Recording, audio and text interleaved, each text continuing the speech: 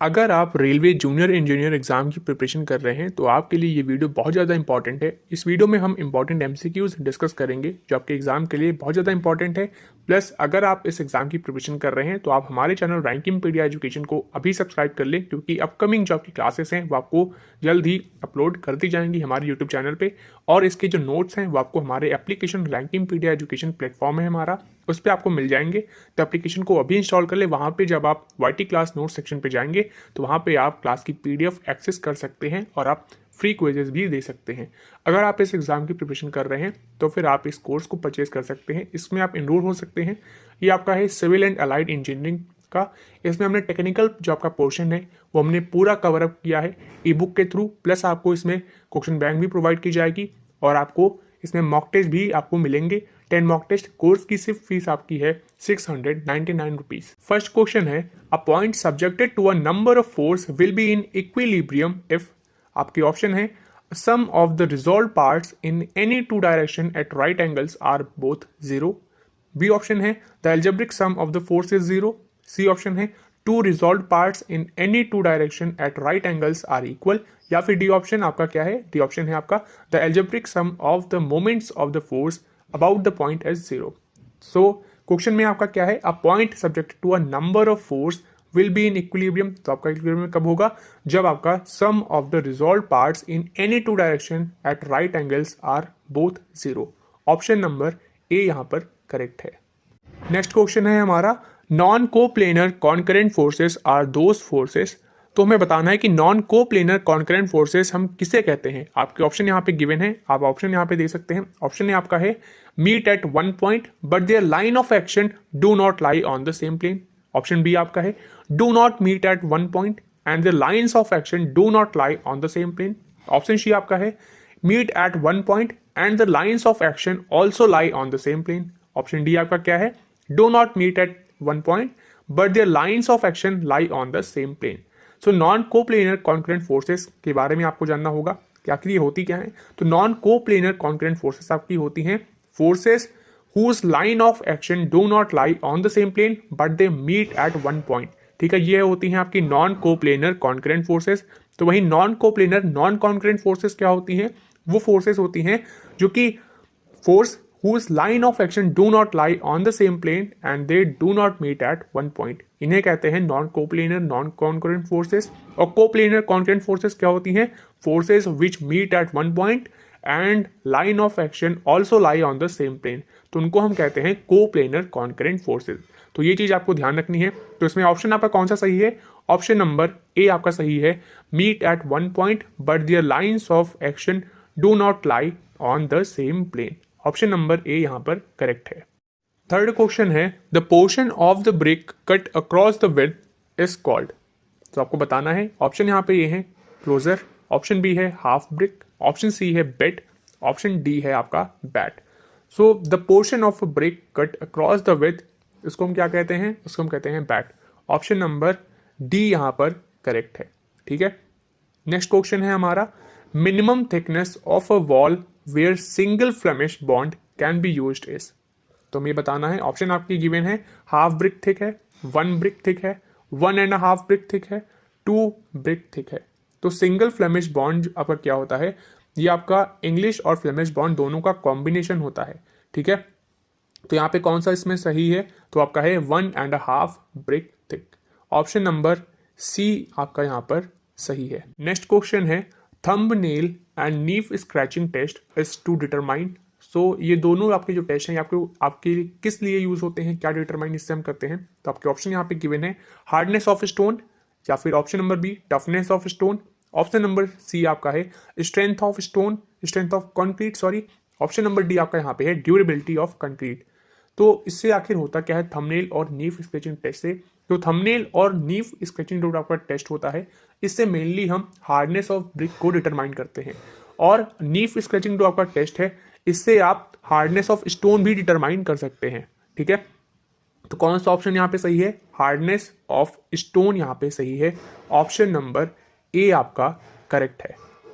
Next question है, a heavy stone is suitable for the construction of. आपके option है arches, rubble masonry, roads या फिर retaining walls. तो जो हैवी स्टोन होते हैं वो आपके लिए किसके लिए कंस्ट्रक्शन के लिए सूटेबल हैं, तो वो आपका है रिटेनिंग वॉल्स। ठीक है, तो ऑप्शन नंबर डी यहाँ पर करेक्ट है। क्वेश्चन है which of the following best defines negative slack. आपके ऑप्शन है project ahead of schedule, project on schedule, project behind schedule या none of the above. So negative slack आपका मिलता कब है, जब आपका टीएल लेस होता है टीई से। ठीक है, तो नेगेटिव स्लैक की जो बेस्ट डिफाइन है वो आपका क्या है, project behind schedule. Option number C यहाँ पर करेक्ट है। नेक्स्ट क्वेश्चन है a serious limitation of interdependencies between various activity is generally observed in. आपके ऑप्शन है milestone chart, bar chart, job layouts या नेटवर्क एनालिसिस। तो ये आपका किस में मिलता है, ये आपका बार चार्ट में मिलता है। अब बार चार्ट क्या होता है, बार चार्ट आपका वो चार्ट है जो कि आपका कैटेगोरिकल जो आपका डेटा होता है उसको रिप्रेजेंट करता है रेक्टेंगुलर बार्स के थ्रू। ठीक है, उसको आप वर्टिकली और हॉरिजॉन्टली दोनों तरह से आप इसको प्लॉट कर सकते हैं बार चार्ट को। तो आपका ऑप्शन यहाँ पे कौन सा सही है, वो आपका है option number B bar chart, जो कि आपका कैटेगोरिकल जो डेटा होता है वो आपका रिप्रेजेंट करता है। ठीक है, नाइन्थ क्वेश्चन है the type of bond in a brick machinery containing alternate course of stretcher and headers is called. आपके ऑप्शन है Flemish bond, English bond, stretcher bond या हेडर बॉन्ड। तो आपका कौन सा बॉन्ड यहाँ पे रहता है, तो वो आपका है इंग्लिश बॉन्ड। ऑप्शन नंबर यहाँ पर बी आपका करेक्ट है। नेक्स्ट क्वेश्चन है a queen closer is a. Option आपके हैं brick laid with its length parallel to the face or direction of wall. Option B है brick laid with its breadth parallel to the face or direction of wall.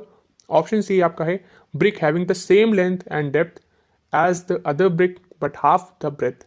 Option D आपका है brick with half the width eight one and with full with at the other. तो queen closure आपका कब बनता है, जब brick को length के लॉन्ग कट किया जाता है जिसमें आपके टू इक्वल हाफ्स आते हैं, तो वो आपका बनता है क्वीन क्लोजर। ठीक है, तो कौन सा ऑप्शन यहाँ पे सही है, option number C brick having the same length and depth as the other brick but half the breadth. Option number C यहाँ पर करेक्ट है। 11th क्वेश्चन आपका है a first class brick should not absorb water more than of its own dry weight after 24 hours immersion in cold water.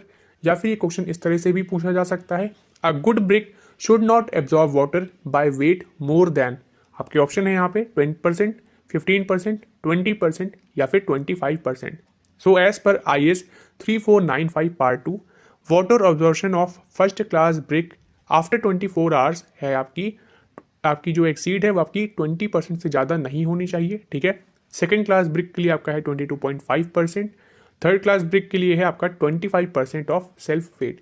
So first class brick के लिए कितना है, तो आपका है 20%। ठीक है, इससे ज़्यादा आपकी नहीं होनी चाहिए। ठीक है, should not exceed 20% of self weight, ये आपका है फर्स्ट क्लास ब्रिक के लिए।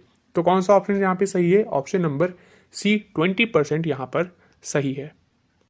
नेक्स्ट क्वेश्चन है फॉर 1 cubic metre of brick masonry the number of modular brick needed is. आपके ऑप्शन है 400 और लेस, 400 to 450, 500 to 550 या फिर 600 to 650। तो मॉड्यूलर ब्रिक की जो साइज होती है वो आपकी क्या रहती है, वो आपकी 190 इंटू 90 इंटू 90 mm होती है। मोटर थिकनेस की आपकी कितनी रहती है, वो आपकी है 10 mm रहती है। अब 1 metre cube volume brick work का आपका यहाँ पे देखते हैं तो volume of 1 brick work with mortar कितना रहता है, 200 इंटू 100 इंटू 100। ठीक है, 10 mm मोटर थिकनेस सभी साइड पे मिला के कितना हुआ ये आपका हुआ जाके 0.2 into 0.1 into 0.1। Volume of brick with motor कितनी आ गई आपकी 0.002 मीटर क्यूब। अब नंबर ऑफ ब्रिक हमें निकालनी है कितनी रिक्वायर्ड है 1 मीटर क्यूब में, तो इसको 1/0.002 ये आपका कितना आया 500 नॉस। ठीक है, तो 500 से लेकर 550 के बीच आपकी रहती है। तो कौन सा ऑप्शन यहाँ पे सही है, ऑप्शन नंबर सी यहाँ पर करेक्ट है।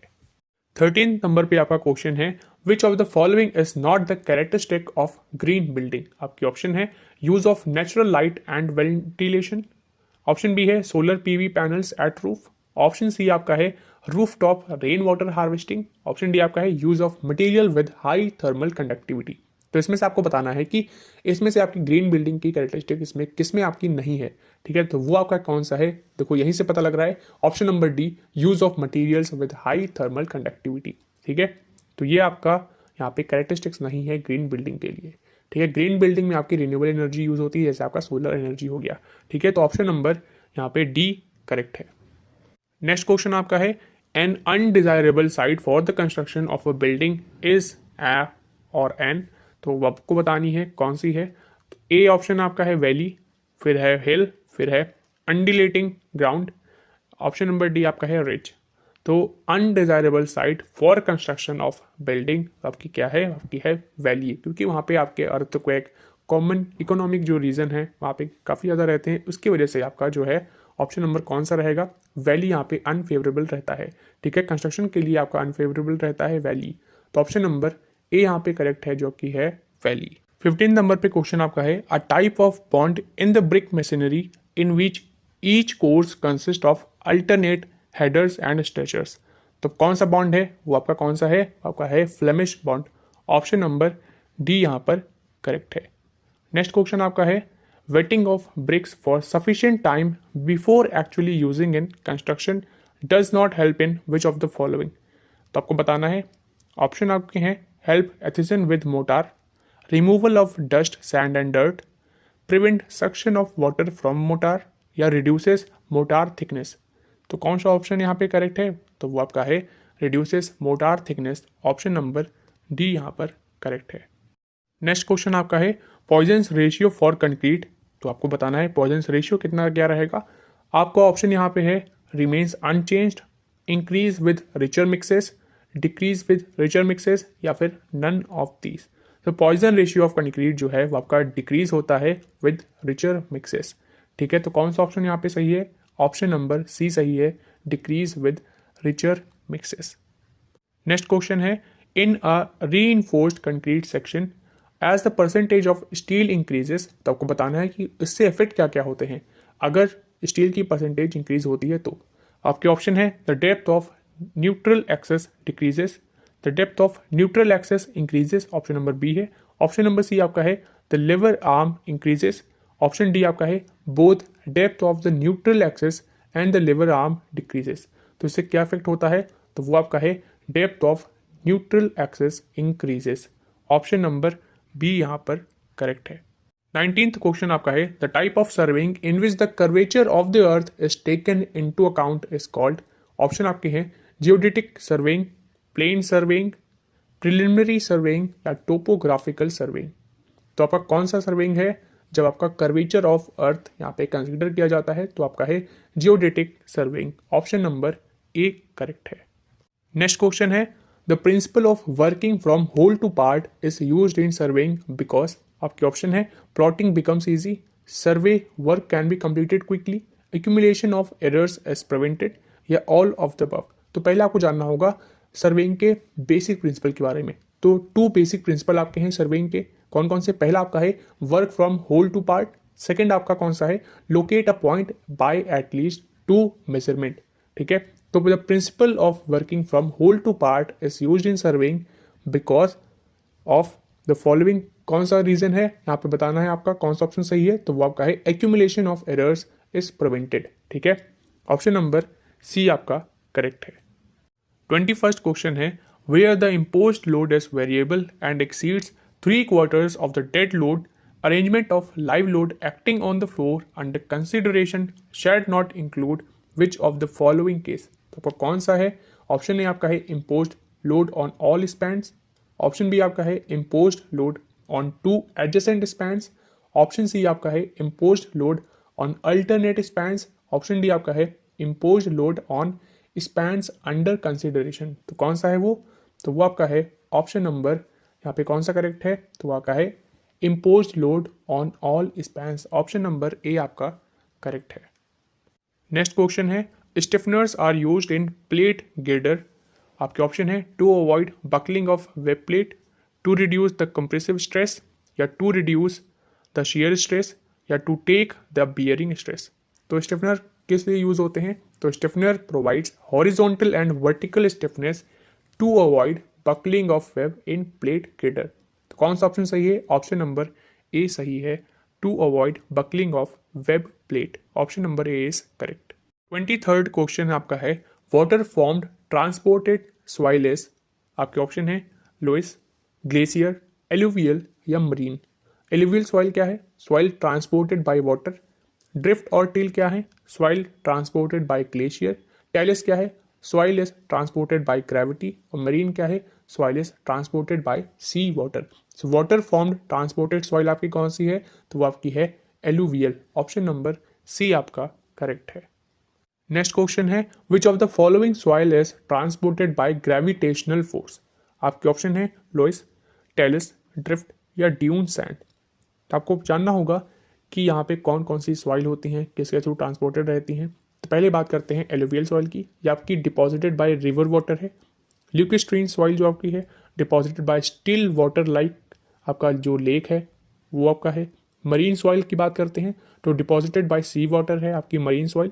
ट्रांसपोर्टेड बाय विंड आपकी कौन सी सॉइल है? एओलियन सॉइल आपकी है। ट्रांसपोर्टेड बाय आइस आपकी है ग्लेशियल सॉइल। तो वहीं डिपॉजिटेड बाय ग्रेविटी आपकी है कोलिवियल सॉइल। तो ट्रांसपोर्टेड बाय ग्रेविटेशनल फोर्स आपकी यहाँ पे कौन सी सॉइल है? तो वो आपकी है टेलिस। ऑप्शन नंबर बी आपका करेक्ट है। लास्ट क्वेश्चन आपका है a hand pump is a type of. आपके ऑप्शन है centrifugal pump, reciprocating pump, rotary pump या जेट पंप। तो हैंड पंप आपका किस टाइप का पंप है ये आपको बताना है। तो वो आपका है रेसिप्रोकेटिंग पंप। अब रेसिप्रोकेटिंग पंप आपके 3 टाइप्स के होते हैं। आपका पहला है पिस्टन पंप, इसमें आपका दूसरा आपका आता है प्लंगर पंप और तीसरा आपका इसमें आता है बकेट पंप।